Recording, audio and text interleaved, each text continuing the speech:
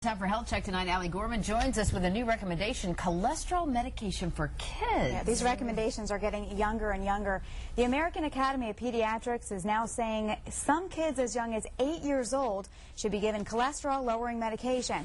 The doctors say aggressive treatment early with drugs called statins can help lower the risk of heart disease and stroke later in life. The Academy also says kids should be screened for high cholesterol if they have a family history, don't know their history, or are overweight.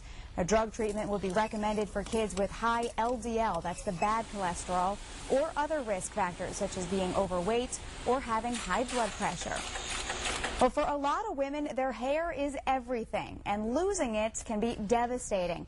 But one local woman is trying to change that attitude to help others see that bald can be beautiful.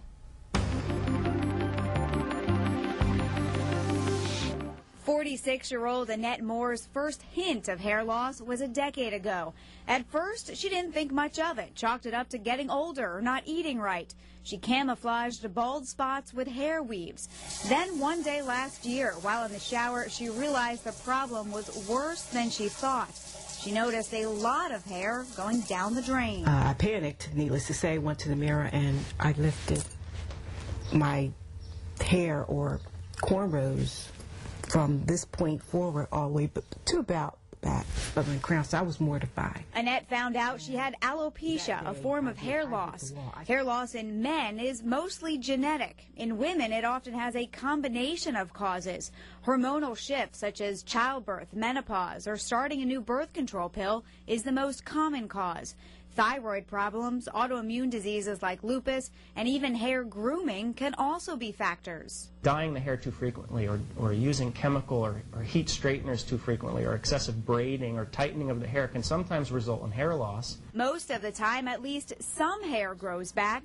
For Annette, the loss was permanent, and that sent her over an emotional edge. I fell into a very, very deep depression, and it affected everything from my work, my family life, my marriage, my relationship with my children, my friends. But Michael Moore says his wife is beautiful, with or without hair. It hurts him to see what she faces, and says it's nothing like the good-natured kidding he got for shaving his own head bald. I walk in the room and they say, "Oh man, cover your head up, it's blinding me." People laughed at me. People called me names. There's more to me than my hair. So as a computer specialist at the Wolf Block law firm, she decided to reach out across the internet.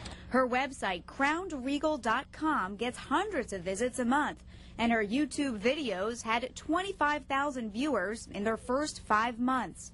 Annette says sharing her story has helped her heal, and now it's helping other women suffering. I realized that they were looking at me and saying, you know, you're helping me by just showing me these images of yourself in a positive light as a bald person.